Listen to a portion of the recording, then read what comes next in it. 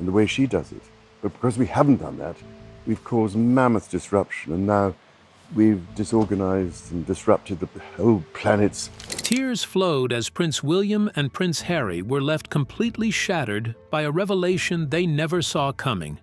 During an emotional private moment, King Charles finally broke his silence and revealed Princess Diana's final wish, one she whispered before her tragic end, and one that had been kept hidden for decades. The brothers, already burdened by years of grief and public pressure, were overwhelmed by the weight of their mother's dying words. What did Diana truly want for her sons? The answer is more powerful than anyone imagined. Diana's last gift to William and Harry. Long before the world cast its relentless gaze on them, William and Harry lived beneath the gentle shelter of their mother's love. Behind the towering palace walls, far from the flashing cameras and whispered scandals, Diana nurtured something far more powerful than royal duty, an unspoken understanding. It wasn't written in official documents or spoken aloud at royal gatherings.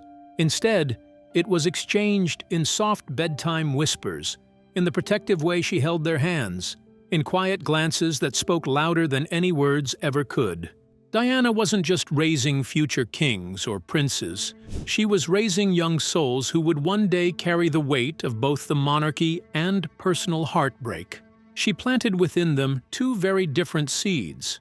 In William, she cultivated a quiet strength, teaching him to lead with compassion, to balance responsibility with empathy. In Harry, she sparked a bold flame, encouraging him to question, to protect, to never shy away from speaking the truth, even when the world might turn against him. These lessons weren't born from royal protocol, but from Diana's own scars, wounds inflicted by a system that once vowed to shelter her, but instead left her isolated and betrayed. As the years passed, the pact they shared remained tucked away in the corners of their hearts. Life moved forward, duties mounted, and choices divided the brothers, but the silent bond never truly faded. Then, years after Diana's tragic death, an unexpected moment brought it all rushing back. It was during a private meeting when King Charles, his face heavy with the weight of the past, revealed Diana's final wish, a letter long kept from her sons. Its contents weren't shocking because of what was written, but because of what it represented. Their mother's voice returning, reminding them of the love, the warnings, and the promises made long ago. As they read her words, tears welled not just from grief, but from the overwhelming force of that unspoken vow rekindled. Even now, in every word William utters about his mother's kindness, and in every fierce defense Harry makes in her honor, that silent pact breathes, a lasting echo of Diana's deepest devotion. And if Diana's final wish was hidden in silence, why did King Charles choose now to reveal it? Stay tuned. The letter that changed everything. And just when that silent pact felt like a distant memory, King Charles did something no one expected. He broke the silence. No press, no flashing cameras, just the three of them in a dimly lit room at Clarence House. There, hidden behind layers of formality, was a private safe no one had dared open. From it, Charles retrieved a single envelope, its edges softened by time, and Diana's handwriting still unmistakably bold on its surface. He handed it over with only one line. This was her last request. For a moment, nothing moved. William and Harry stared at the letter, unsure whether to feel relief or rage. What they held in their hands wasn't just paper. It was a time capsule of their mother's final thoughts, written just weeks before the tragic crash in Paris back in August 1997. The contents? No royal instructions, no inheritance matters, just raw truth. Diana had written about what she truly wanted for her boys, not as royals, but as human beings. She asked for freedom from the weight of crowns and cameras.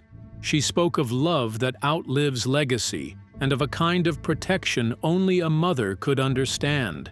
Her wish was simple: let them grow up as themselves, not symbols. It wasn't just a revelation, it was a reckoning. The question wasn't why she wrote it, but why Charles had hidden it for so long? And while that answer may remain locked in royal silence, the impact of Diana's words had already begun reshaping the future. But as the contents of Diana's hidden letter unfolded before their eyes, the true depth of her final plea struck like a tidal wave. Let's keep watching. Diana's final plea: freedom over royal fate.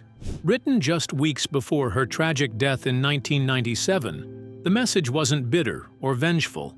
It carried no trace of anger, nor did it seek to attack the institution that had failed her.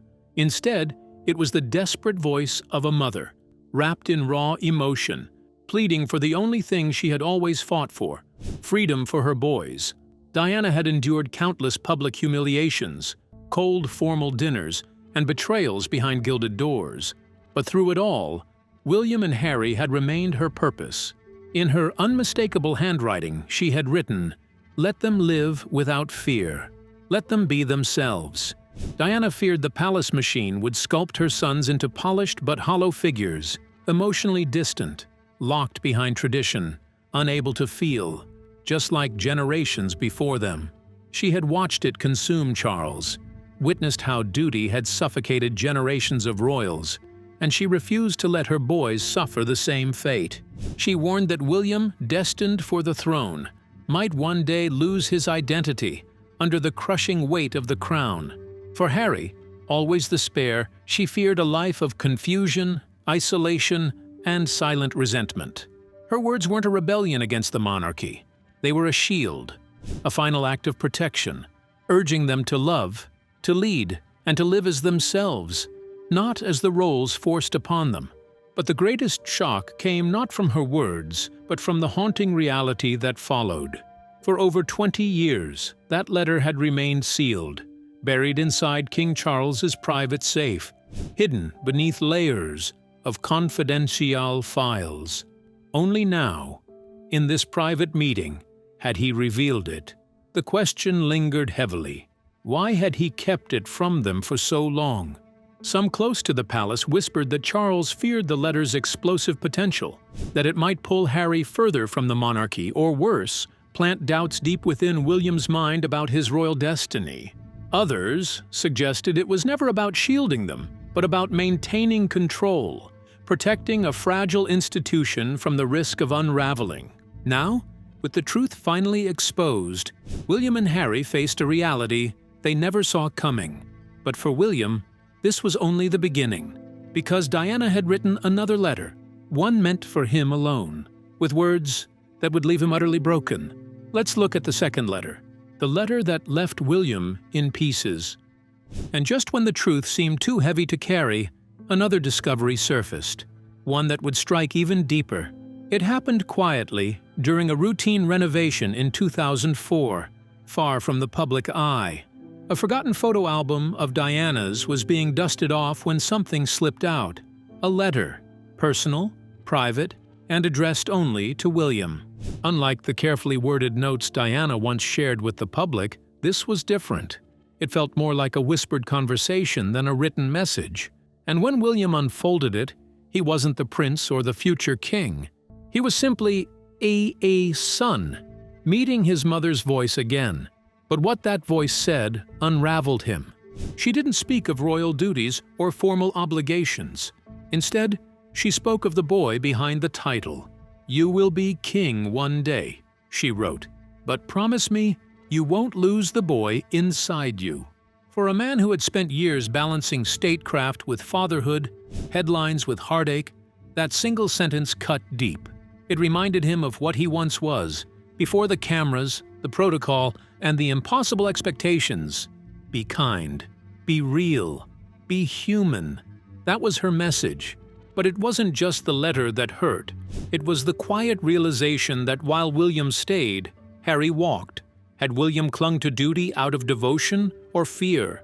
And had Harry, in stepping away, actually fulfilled the wish their mother had whispered long ago? Either way, the divide between them was no longer just royal, it was painfully personal. The mother, who rewrote the royal rulebook.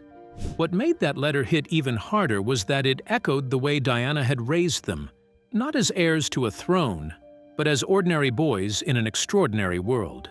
She ignored the rulebook and rewrote her own, one school run, and surprise, outing at a time. Secret trips to McDonald's, late-night rides on the tube, and quiet visits to shelters weren't just acts of rebellion. They were lessons. She wanted them to see beyond palace gates, to meet people not through glass or ceremony, but through conversation, emotion, and shared humanity. Whether walking through landmine zones in Angola or holding the hand of an AIDS patient, she brought William and Harry with her, not as royals, but as sons learning to lead with empathy. She didn't want perfect princes. She wanted good men. That was the difference. William, in many ways, absorbed her sense of duty. Harry, her hunger for freedom. Two sons, same mother, but shaped in opposite ways. One stayed close to the system, the other walked away from it. But neither path broke from her values. And yet, that silent split, rooted in how they processed Diana's motherhood, would become more visible with every passing year. Now the world watches, quietly wondering, did Diana's final wish unintentionally drive them apart? When Diana's truth shook the palace walls. And just like that, her final wish echoed beyond family. It reached the quiet hearts that had served her in silence.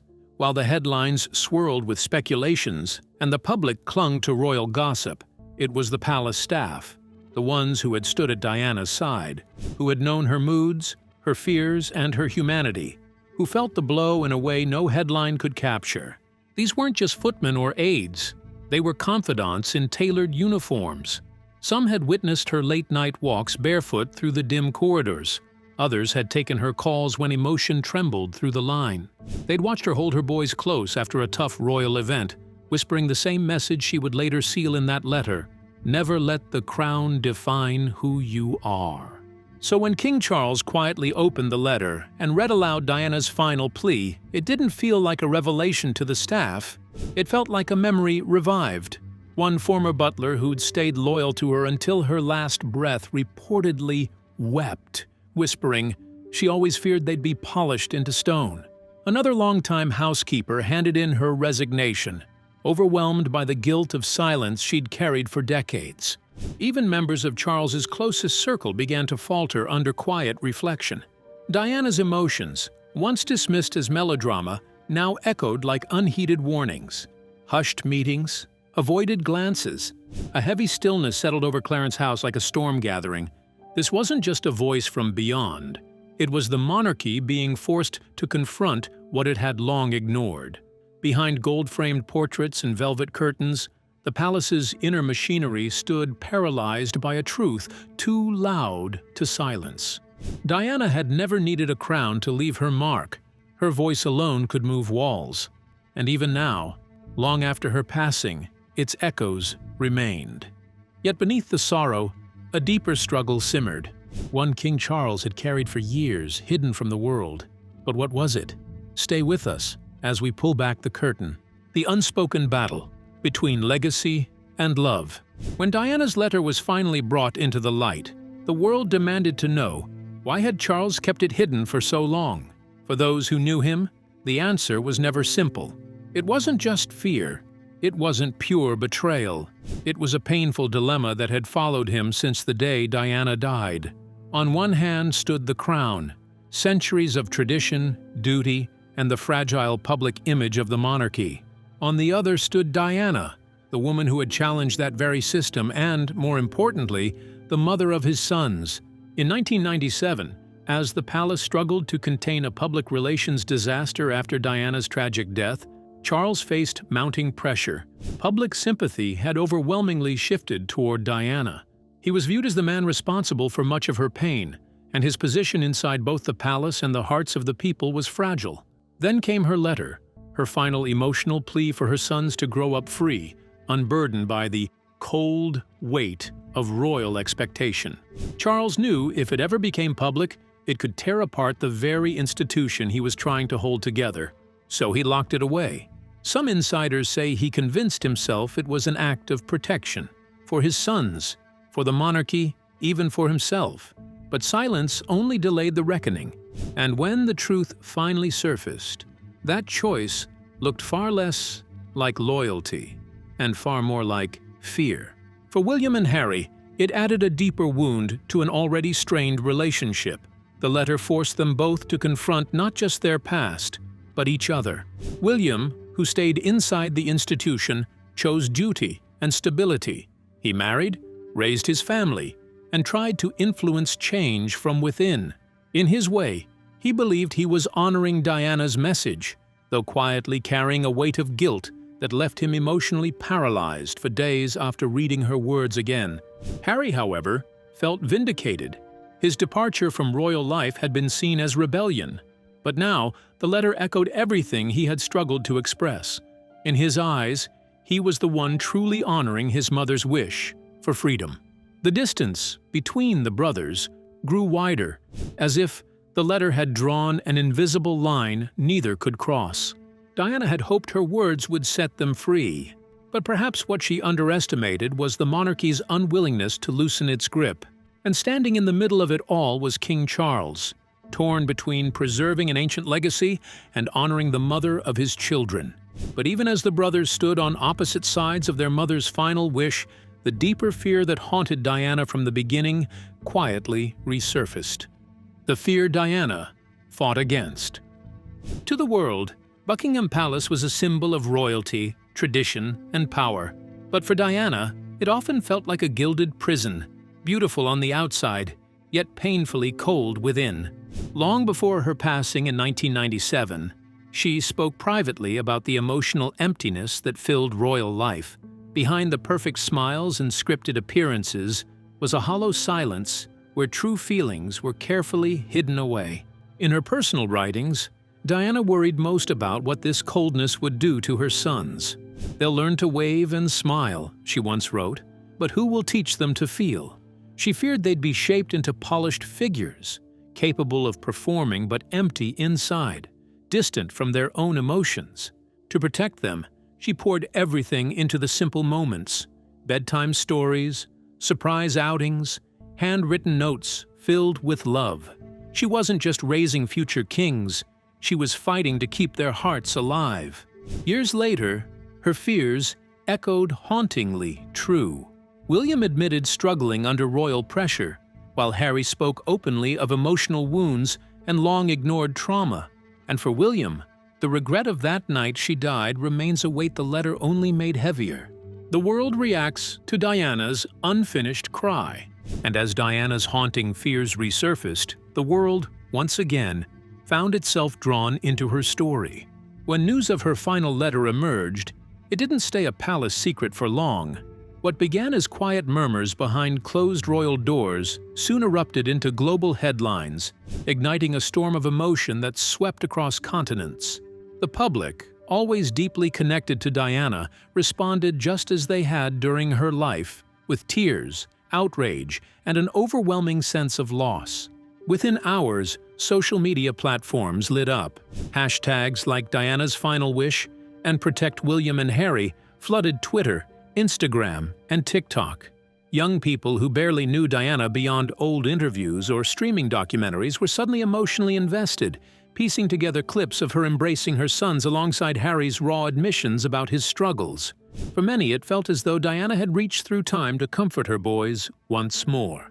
Radio shows were overwhelmed by callers sharing their grief. "It's like she's still fighting for them even now," one woman tearfully confessed. Others admitted guilt, feeling the world had stood by while the system slowly suffocated her. Editorials questioned whether the monarchy had changed at all, or if Diana's vision of a more compassionate crown had been lost entirely. Journalists who once labeled her unstable now called her prophetic. Royal commentators who dismissed her emotional openness suddenly praised her courage. Even Republican groups seized the moment to question the monarchy's very foundation. If Diana, who was meant to be queen, had feared the palace's coldness for her own children, what did that reveal about the institution itself? Diana's letter wasn't just a private plea. It ripped open a wound the world never truly healed. It reminded millions that behind those perfect royal images, there's real pain, real people, and real heartbreak. Though Diana's voice was silenced long ago, her final wish still echoes today, raw, powerful, and deeply personal. But while the world mourned, her two sons carried her words in very different ways. And what happened next will leave you stunned. The call that echoed through two hearts. For William, the pain of losing his mother didn't arrive all at once. It came in sharp waves, flashes of memories, long silences, and one haunting phone call from that night at Balmoral when he was just 15. Diana's voice had been gentle, promising they'd see each other soon. In his hurry to return to his games, William kept the call brief, a choice he would carry with him forever. Years later, he confessed, "I should have talked longer. I should have said more." When Diana's final letter surfaced, it reopened that old wound. In her words, she pleaded for him to remain open, kind, and emotionally present, a mirror reflecting all the unspoken grief he had locked away. Those close to William described how he wept quietly, wandering the palace gardens for hours, lost in reflection. Though the world saw a prince preparing for the throne, Diana had always seen the boy who still needed his mother's embrace. For Harry, the letter landed differently. His grief, long hidden beneath royal duty and public smiles, suddenly had a voice. In her words, Diana urged him to protect his peace, to choose joy over obligation if the price was his spirit. Reading those lines, Harry no longer saw his departure as defiance, but as a quiet return to his mother's truth. "She gave me permission," he confided to a friend. And now, the brothers walked separate roads, one bound to duty, the other chasing peace, both carrying the same light. Yet between them, the path remained uncertain and dangerously thin. Diana's vision for kind-hearted leadership and her legacy. Diana never dreamed of thrones or titles. In her private writings, she spoke of a different kind of leadership, one rooted in compassion, not control. She urged her sons to lead with empathy, to listen before commanding, and to comfort before ruling. "Kindness will be your strength," she wrote, "not status." It was more than advice. It was her blueprint for a monarchy reborn. Today, echoes of that vision still live on. William, committed to duty, has championed mental health causes like Heads Together, breaking centuries-old silences around emotional struggles. Harry, choosing freedom, built the Archwell Foundation to spread healing, compassion, and honest storytelling. Though their approaches differ, the message remains deeply tied to their mother's hopes: protect heart over hierarchy. But their separate journeys are not without pain. William believes he can modernize the monarchy from within, while Harry feels his escape was the only way to protect himself and his children from the same suffocating pressures Diana once faced. The distance between them has grown, yet neither has let go of her guiding spirit. Diana's private diary revealed what the cameras never captured. Behind palace walls, she laid bare her deepest fears: loneliness, rejection, and the crushing silence that followed every desperate cry for help. "They are the only part of my life that makes sense," she wrote about her sons, vowing they'd never become empty royal symbols. And now, with her final words out in the open, the monarchy faces a moment it can no longer avoid. Will they cling to the past, or finally step into the future Diana always hoped for? The world is watching. Monarchy on trial, constitutional consequences. And just like that, her private wish became a public awakening, one that rattled the very core of the monarchy. Diana's plea for emotional freedom wasn't just about her sons. It was a challenge to the system itself. Behind the palace gates, quiet changes have already begun. Discussions in Parliament and whispers in royal corridors point to a future where compassion isn't a weakness, but a requirement. With King Charles rethinking royal mentorship and William caught between duty and legacy, the crown now stands on a fault line. Will it cling to centuries-old tradition or evolve into the emotionally conscious institution Diana once envisioned? Either way, her voice has become the test every royal must now answer. So, what do you think? Will William and Harry finally fulfill Diana's emotional legacy, or will royal duty pull them apart again? We'd love to hear your thoughts in the comments. And don't forget to like, share, and subscribe.